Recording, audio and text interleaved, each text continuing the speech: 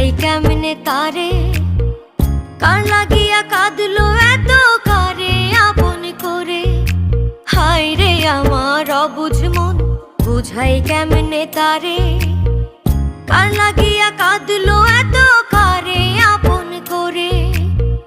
সোহেল খান পুরলো কইরা মধুর ব্যবহার, আসলে সে কোনো দিনও ছিল না আমার গো, আসলে সে কোনো দিনও ছিল না আমার, আসলে সে কোনো দিনও ছিল না আমার গো, আসলে সে কোনো দিনও ছিল না আমার।